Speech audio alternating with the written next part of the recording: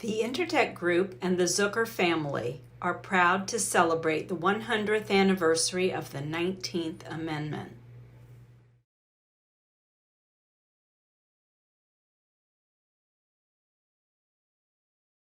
Welcome to We the Women. This is our celebration of the 19th Amendment.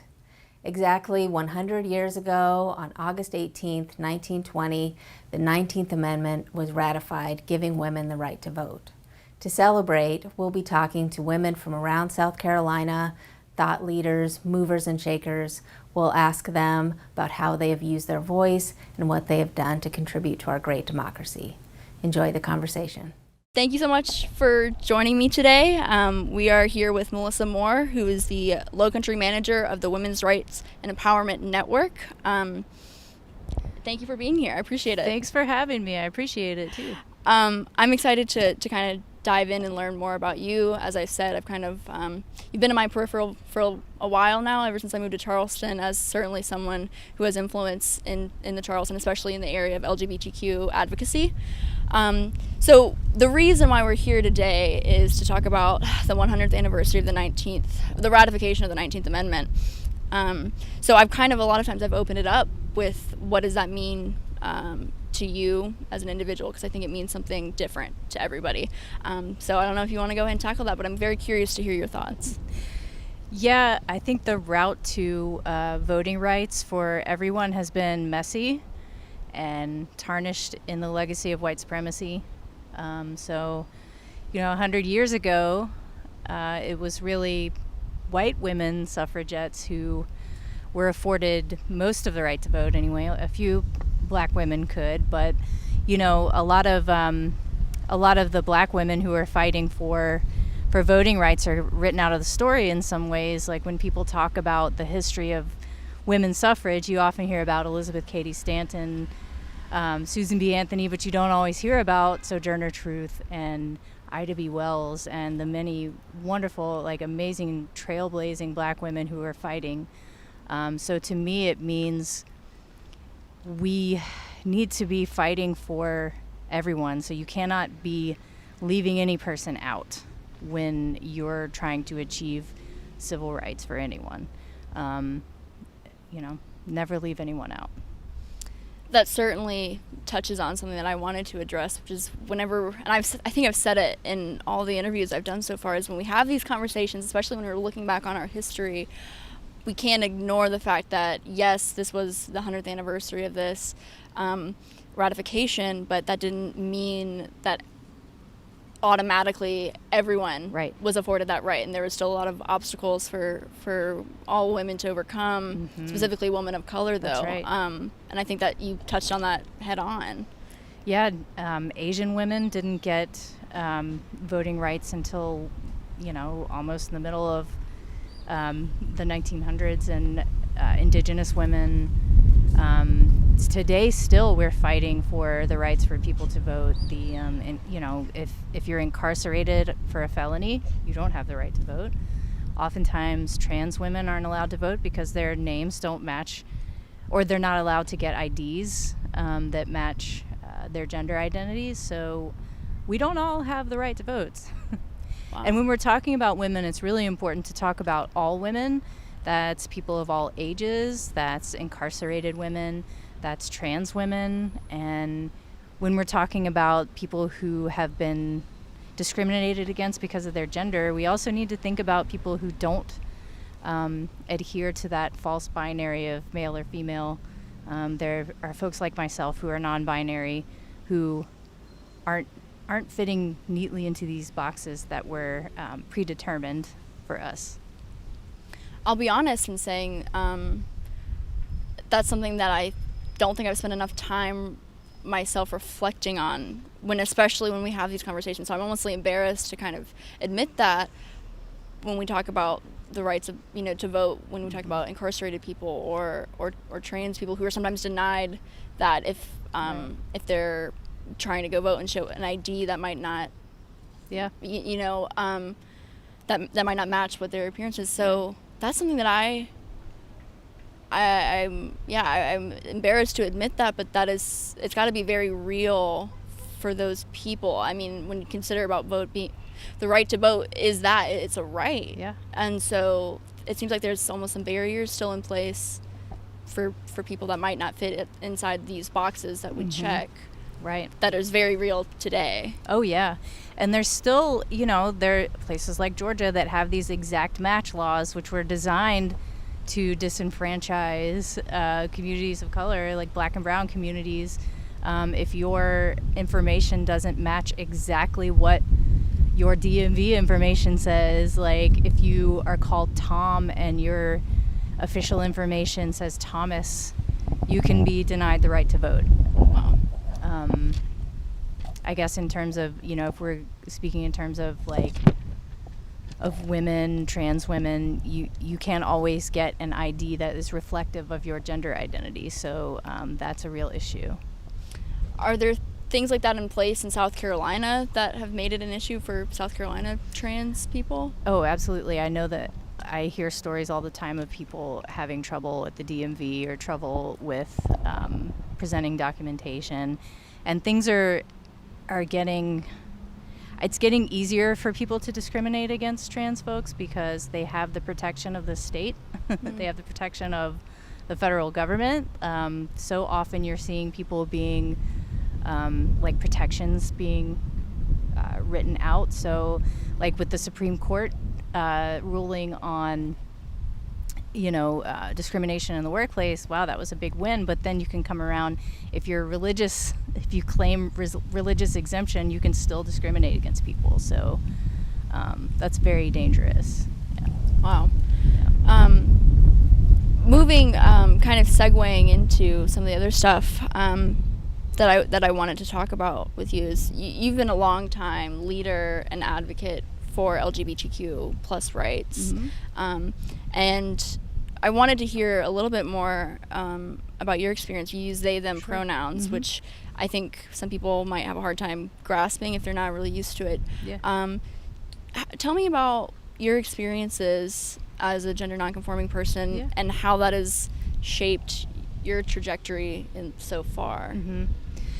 When ever since I could remember, ever since I understood what gender was, I was trans. So when I was a small child, I identified as male, and it was very much not accepted. I was punished a lot for that, and so I tried very hard to conform to traditional expectations around like what it is to be a girl, even though I was what some would call butch. I tried to wear dresses. It didn't work very well for me. I knew that I was queer at an early age. Like I came out of the closet as gay in high school.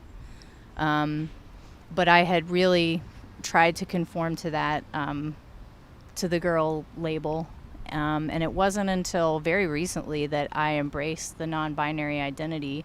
When I was growing up, it's just not something that you were allowed to be. I didn't have any cultural context for it. I didn't have any role models. All I knew is that like people would tell me, you are not a boy, you are a girl, you have to do this, you have to have babies, I was basically told what it means to be a girl, and all these expectations were just kind of shoved down my throat my whole life. And I rejected that, but I did try very hard to do the girl thing.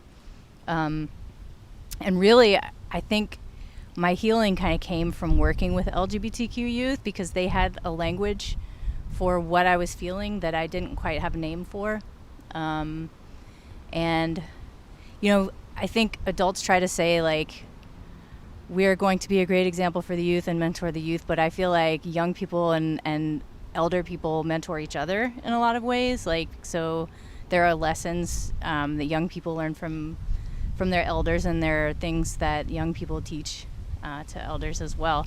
And so like that freedom of self-identification is something I learned from actually being in a job that where I was providing support for other people. It was interesting. Yeah. That you're at Ren now, mm-hmm. But you've you've worked at We Are Family, which is how I first met you when I was interested in writing stories about homeless youth, which unfortunately a lot of times are LGBTQ people. But you've also worked for the Alliance for Full Acceptance and for SC Equality. Yeah. So you have a laundry list of these advocacy organizations. And speaking about, I don't want to call it breaking news, but it's a big victory recently on that front here in Charleston County school districts. Just a few days ago, the school board voted to kind of add some new additions to the sex ed curriculum, which can be opted out if a parent doesn't feel comfortable with it.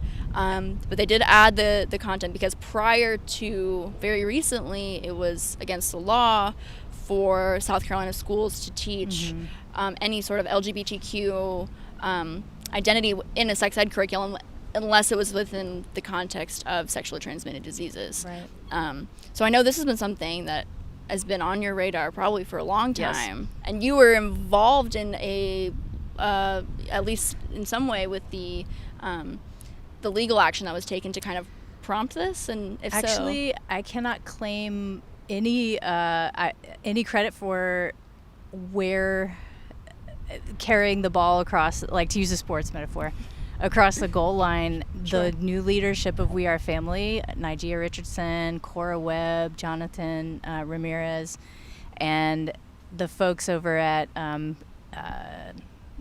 Campaign for Southern Equality carried that ball over the goal line, finish line, whatever. I'm not a sports person, but like, I can tell you that we fought. I mean, that victory was a long fought fight. So I was involved in that fight for years. So I worked for We Are Family for about 9 years, and then I worked for AFA for a few years before that, SC Equality for a couple years before that. And like, we had all been trying, and even Ren in its earlier form had been working on that. Folks have been really trying to chip away at that archaic Comprehensive Health Education Act for a long time. And really, this new energy, this new leadership from these organizations really took it home. What was I was there in the picture for support. Okay. Yeah. What was it like? So although you weren't maybe not directly involved with, as you said, carrying the ball, over the finish line or whatever. Or I'm it's not a relay race. I'm not a sports or like, person either. So how many metaphors can I mix? Yeah. What was the emotional reaction for you, still though, who's been in this fight though for years? I was talking to somebody about this the other day, how like you can fight for so long for a thing, and then it happens. It almost feels like it happens overnight, and you're like, wait, did that really just happen? Can I trust it? Like, is this real? So there was a sense of disbelief at first, like, I can't believe this is happening. It's such a wonderful thing. But then there's also a cautious feeling like there's still more to do. There always is. And when you get a victory, that doesn't mean that it's always going to be a win. It doesn't mean it's something you don't have to defend forever and ever. So, like, your rights are not fixed. There's something that, the way that our system is set up, this country is based on inequality. So, like, any second, any of our rights could be taken away. And the fact that, any one of us walking around has no rights while some of us enjoy rights means that even the people who are enjoying rights are in danger of having their rights taken away. We can't let that stand, because anytime there's inequality, there is a danger that everyone is going to suffer under it. So while this big thing happened, it still seems like it's almost contingent upon local school districts to actually implement the new options that they have at their disposal. And that's so the fight, it seems like it's not quite over yet, Well, I'm glad that you brought that up too, because I believe the school districts still can choose between, so there's this great new curriculum that was approved, the 3 R's, right? But the schools can still default to the problematic, stigmatizing, and a curriculum that's full of shame and stigma around sex of all kinds, whether it's LGBT or not. So anytime that, I don't even know why those options still have to be on the table. If parents have the right to opt out of a curriculum, then that should be the end of it. So the fight is still ongoing. It is up to the districts, and I hope that they require this new curriculum to be taught. One thing that I wanted to also talk about is how we've discussed it a little bit, but do you feel that throughout your life, navigating this world that we live in as someone who was maybe a little different from what the norm was, whether that be your sexual identity, your gender identity, whatever, if that had an impact, or if there were more barriers that you felt like you might have to overcome than someone who might not have those things in their life. Does that make sense? I'm not sure if I worded that correctly, but yeah. So what were you asking a question? Yeah, sorry. My question is, do you feel that you had more obstacles or different obstacles? I don't think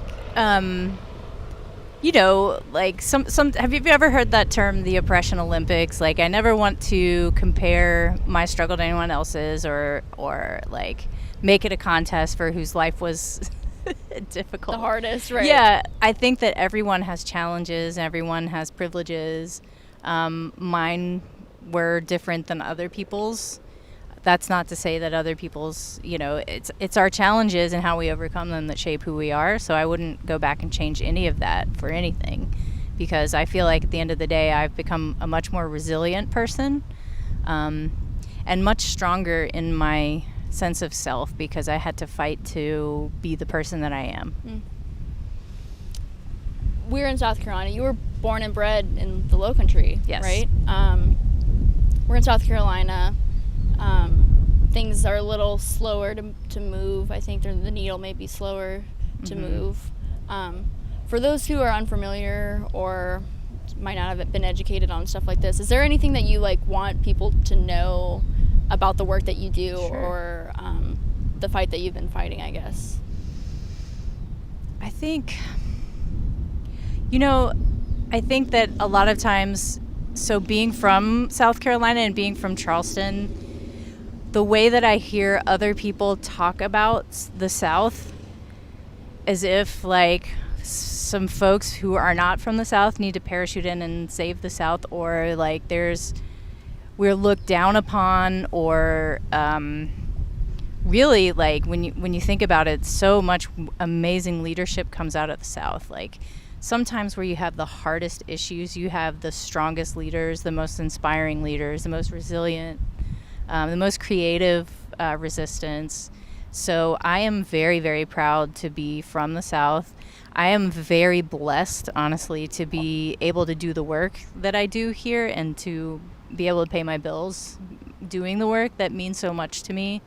And I hope that there are more opportunities, and if I can, all I want to do is open up more opportunities for more people to come into this work who are from here, who understand the struggles. And honestly, when you live a struggle, you are the expert.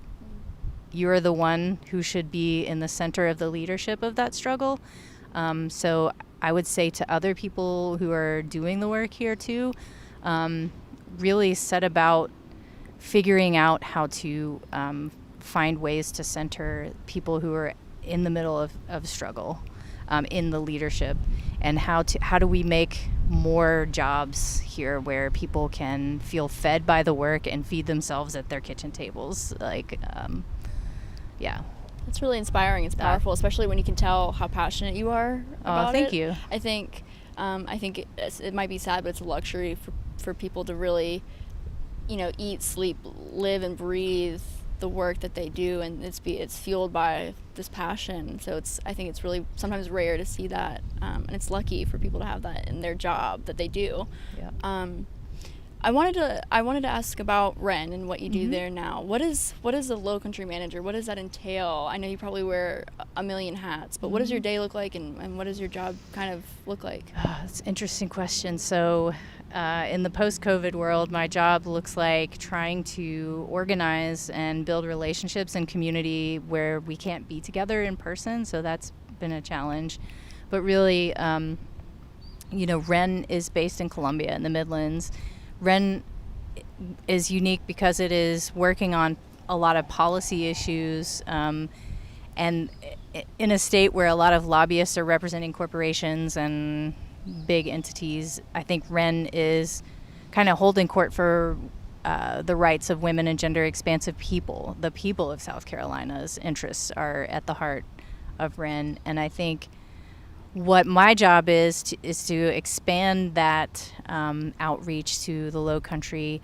We want to basically work ourselves out of a job. We want to make sure that we're helping to build that critical infrastructure in South Carolina that can sustain past the life of any organization, so that, like, when reproductive health is coming under attack, when your rights to make reproductive health decisions for yourself come under attack, we have a community and an infrastructure there that can fight back.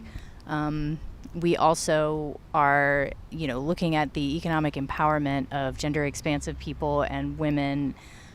So that means, like, no matter what, people need to be able to sustain and to have full lives and not have to struggle for things. And that there needs to be equity built into that. So, you're a busy person. Yeah, well, aren't we all? Yeah. I kind of wanted to wrap things up and Sure. End almost where we started, when we talk about the right to vote and its importance. How does that relate when you talk about someone as yourself who has spent, their life dedicated to fighting for some of these other causes and a lot of advocacy work? How do those two things dovetail, and what is the connection for you there? You mean, okay, so... Sorry, the right to vote. The right to vote and making change and advocacy work. That's a great question, because I think so much of the really important decisions aren't made by the decision makers that are elected, but those elected decision makers are so important, right? So our right to vote determines who is in charge of our water, right? Who's making sure that our public health is being looked after. So if you can't have a say in hiring and firing those officials that make life and death decisions about you and your community, that's a problem. And I would say, too, that local elections, I know that, like, these federal and presidential elections get so much attention, and they're important, but really our daily lives are mostly impacted by our local elections, our city council, things like that. So, the right to vote determines everything. Your proximity to a grocery store. It determines how the land is going to be used in your community. Very important. Thank you so much for joining me today. Is there anything else that we didn't talk about, or questions that I should have asked but didn't, that you want to... Why didn't you ask me? That you want to highlight, I guess? I always like to ask that just in case I didn't cover something that you wanted to talk about.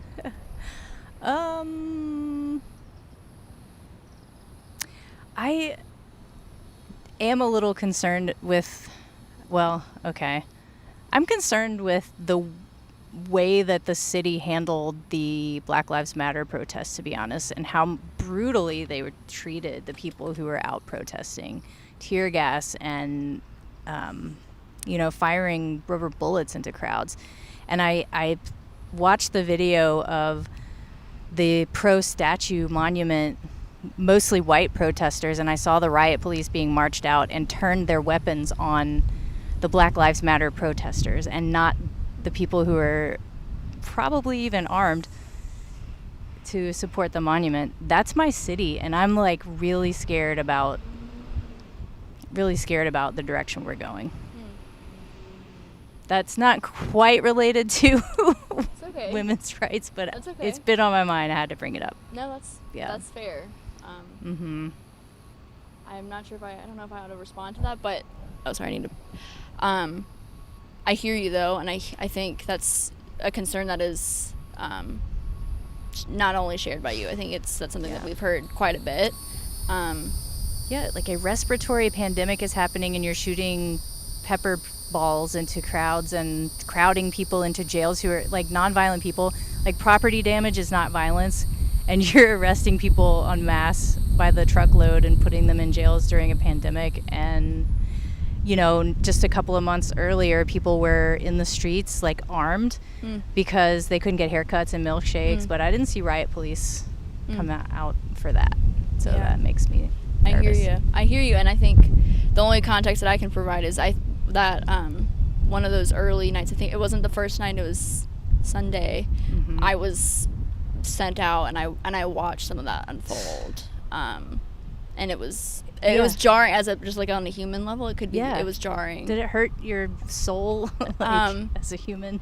Yeah, it was probably the craziest, like strangest experience that I've had. I mean, I'm still young, so that could change, but like to date, I will say it was absolutely bizarre. So thank you though for being here, for being willing to share your story, and for taking the time out of your day just to talk with me and help me learn a little bit more about some of these issues. So I can't thank you enough. Well, thank you. I really appreciate this. I feel very humbled and honored to be on this list. So.